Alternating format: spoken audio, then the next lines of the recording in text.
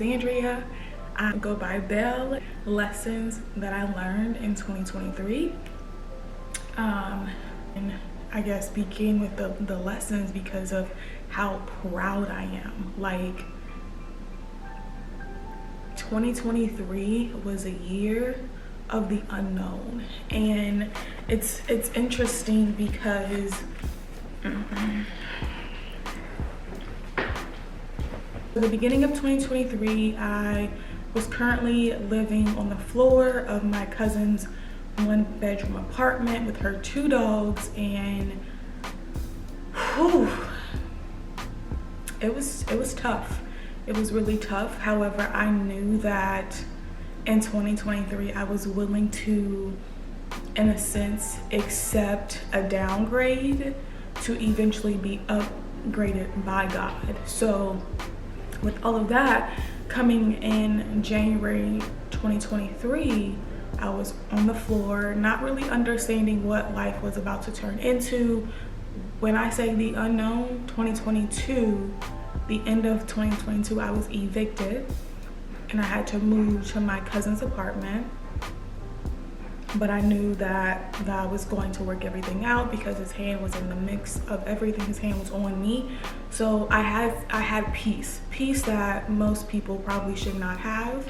Job, however, at the end of 2022, I ended up having to quit my job because I heard the voice of God literally tell me to leave.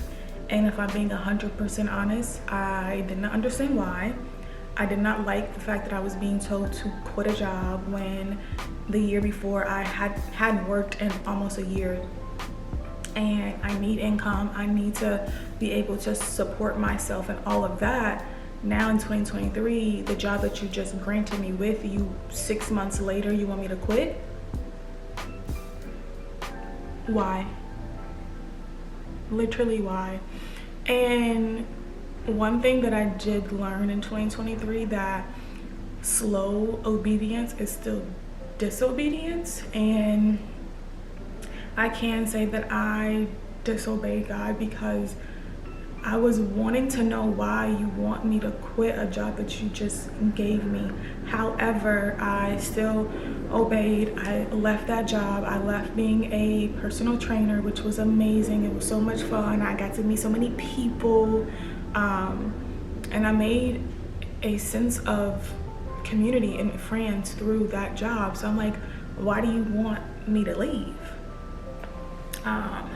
But the day that I went in the office to talk with my boss, prior to all of that, my boss kind of knew that, like, in a sense, I wasn't going to be staying here that long because she was also a woman of God. I mean, because at that time I was still in the very, very beginning of my walk with Christ. So I didn't really understand. But when I walked into that office and told her, like, hey, I have to leave, like, I have to quit because God is telling me it's time to move on, I had tears in my eyes, like straight up tears in my eyes, because I'm afraid. I'm afraid of what is actually about to happen. What is my life about to turn into? I am a person who works diligently, who takes care of myself. I was raised by my father and my mother to make sure that I'm always good. And now I want to say maybe a day or two after I had quit my job and I was no longer sobbing, I had so much joy and hope in what my life was about to be like because of the dream that God had given me, that just poured so much into me and my spirit that I knew this is about to happen. Like, this is about to be my life, and I'm excited.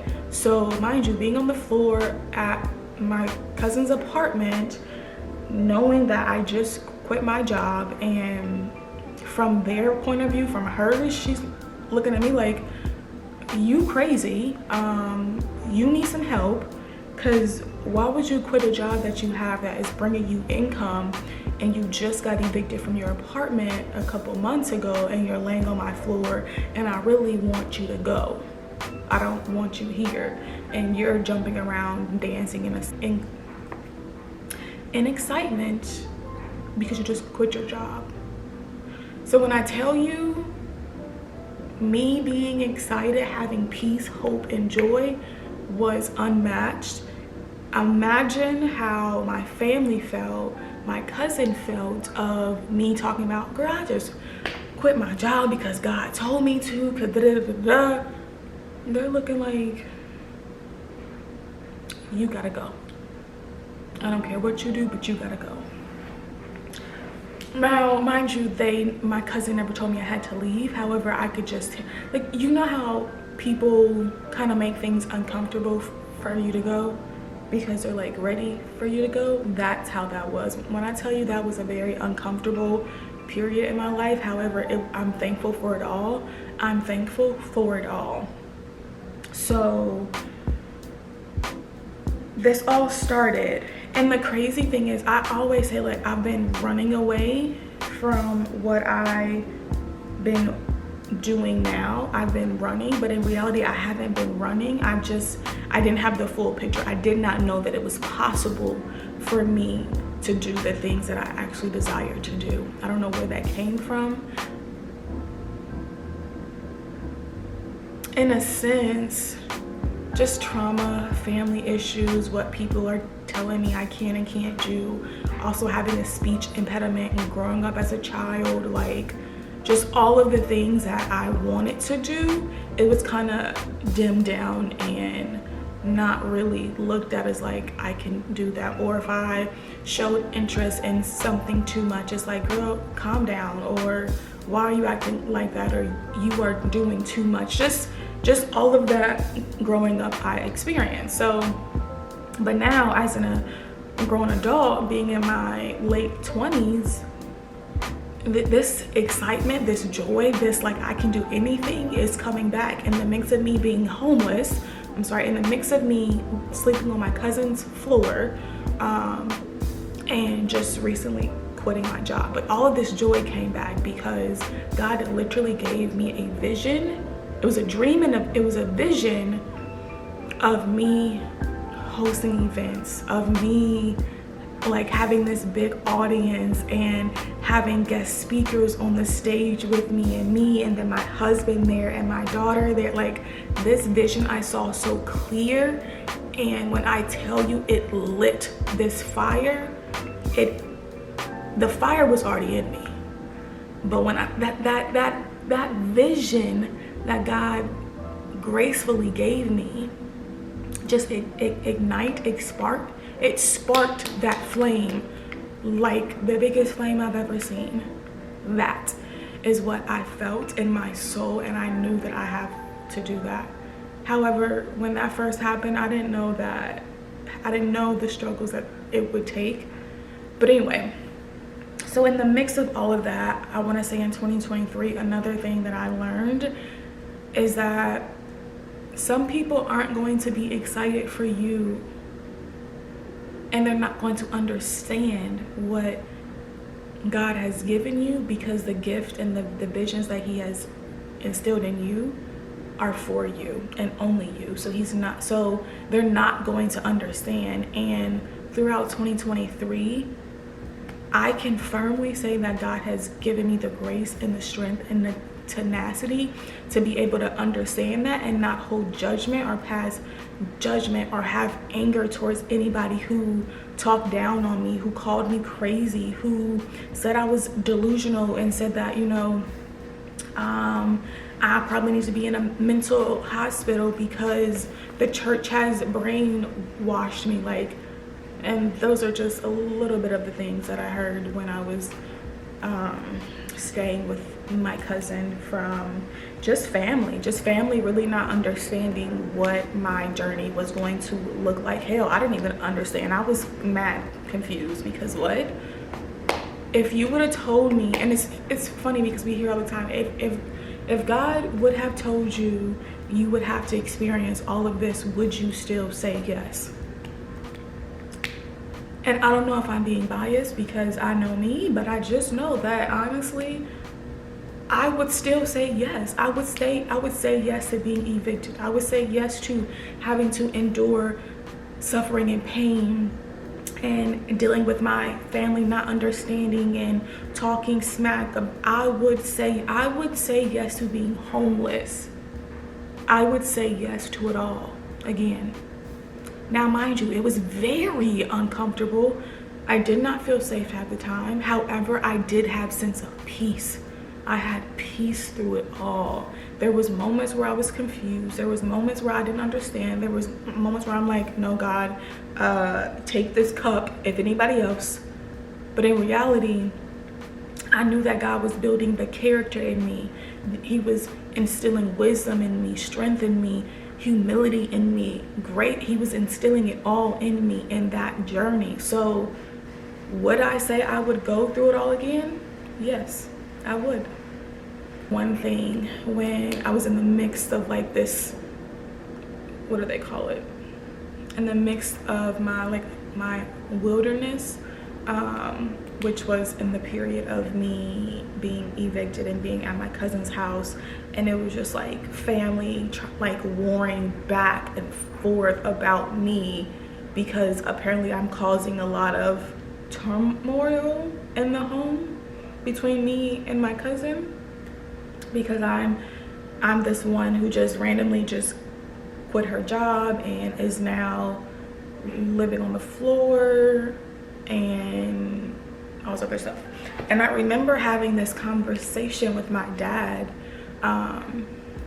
because he was just, at this point, it was like towards the end of it all, my dad was kind of like my dad was fed up at all of the things that the people were saying about me and just all of that.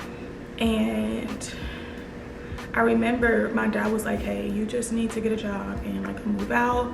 I understand what you're saying, that God told you, but you need to move out in that girl's house immediately, because at this point, enough is enough and I'm tired of the BS.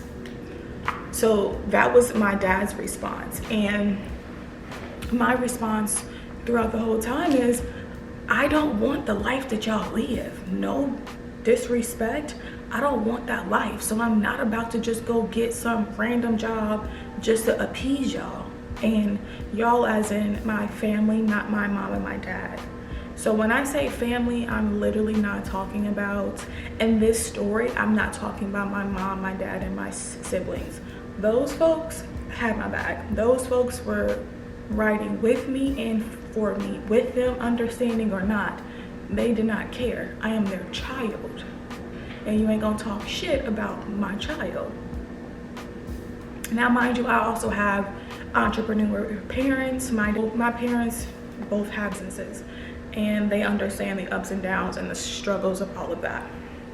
So when I said what I said to my dad about, I don't want the life that y'all live, I meant I don't want the life that my other family has. Y'all work a 9 to 5, and mind you, there's nothing wrong with working a 9 to 5. I have worked a 9 to 5 majority of my life. I understand that life, there's nothing wrong with that life. However, I know what the Lord has said to me. I know what the Lord has promised me, and I want that life now. So I'm not about to settle, and why would I go back to find a job when God just told me to quit a job?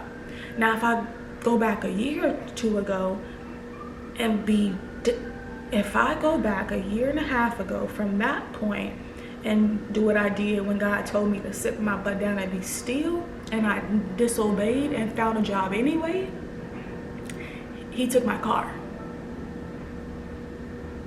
My car was repoed because I was being disobedient to his direct order, was to sit down and be still. And that was the first time I audibly heard God tell me what to do. And that was the very beginning. That was the first year of me moving here to Texas. I said, I don't know what that was, but I just know I need a job. I just moved to Texas. I'm gonna need income. I need to feed myself. I need to put gas in my car. I need to pay my rent. Like I need to be able to to do this.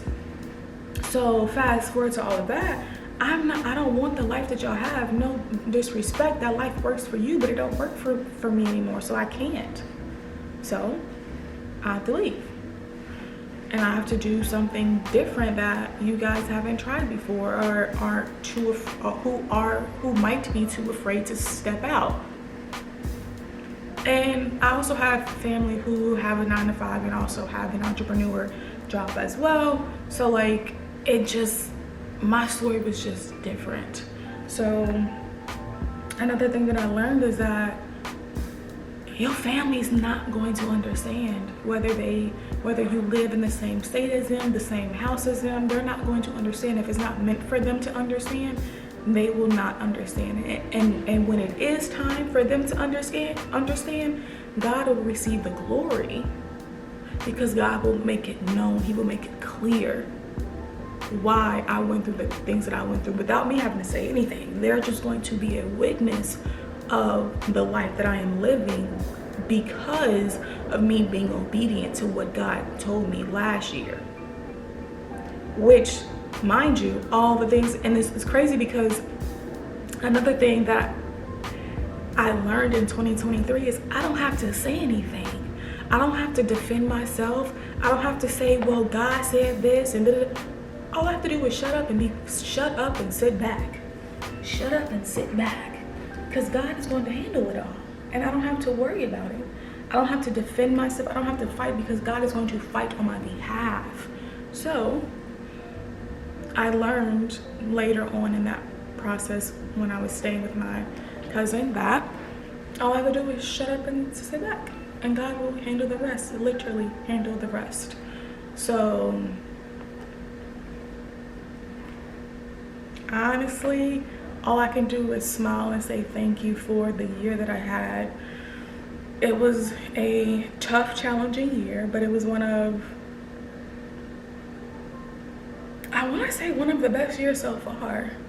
Because in the beginning of that, I was staying with my cousin.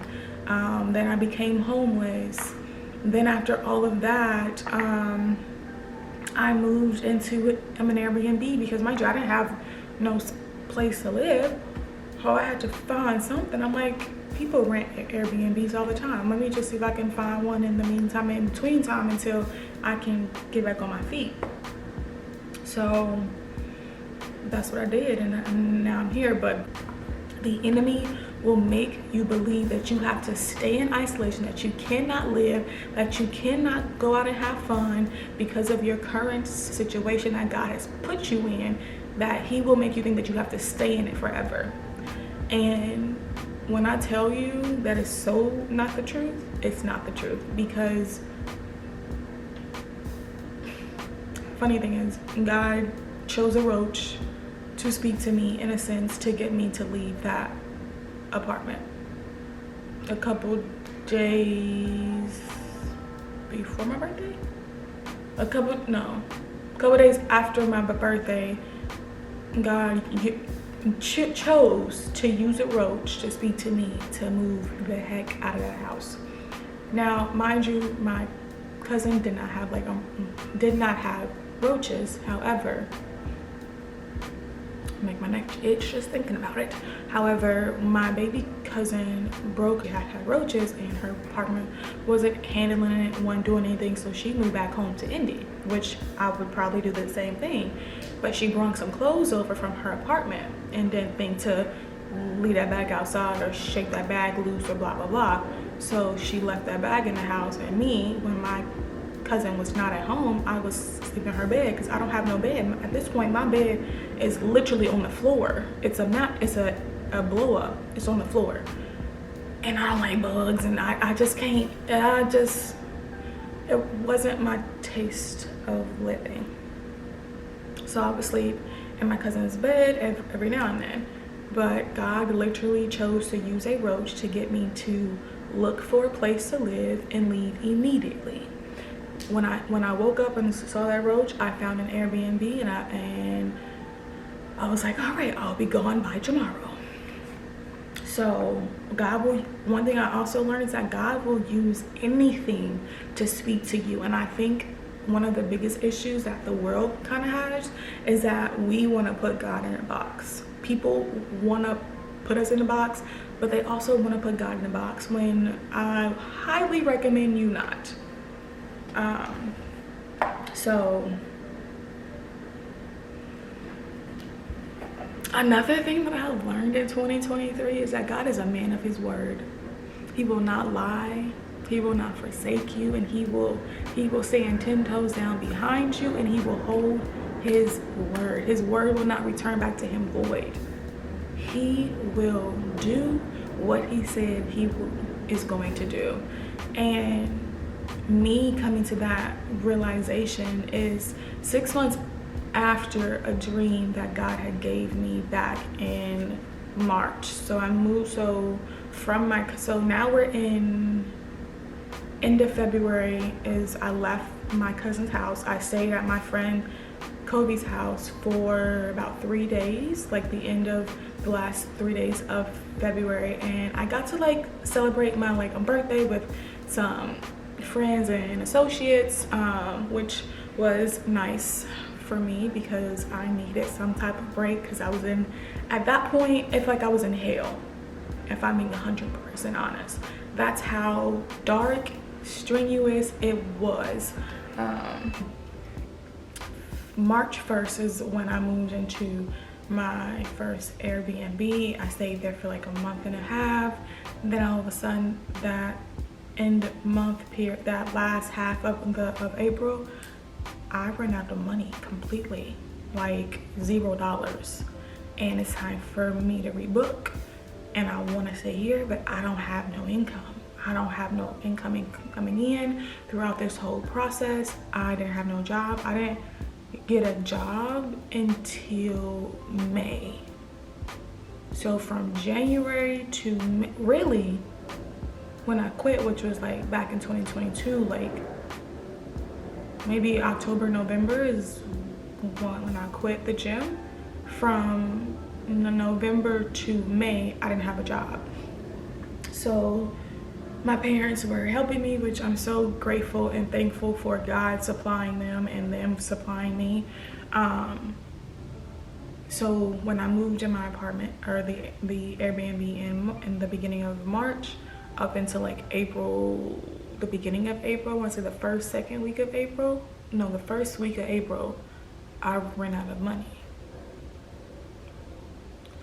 And I'm like, I don't know what to do. I don't know what to do. I don't know what to do.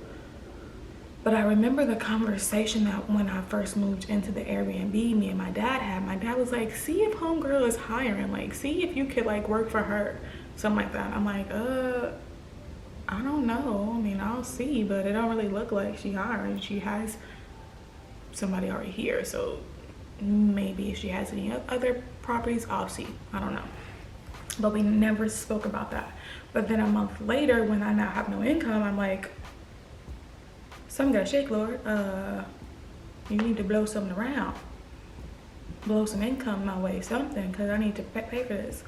And then I got the idea to message her and just like let her know the truth. Like, hey, and this is when I knew that I really had favor from the Lord.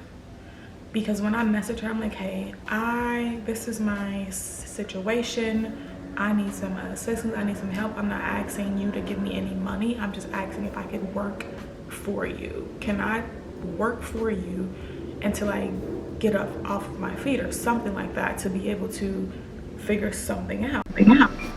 Whoa. Before we even continue this crazy story that happened in 2023, I just want to say thank you so much for even subscribing. Thank you for listening to the story unfold and all the things that I've learned.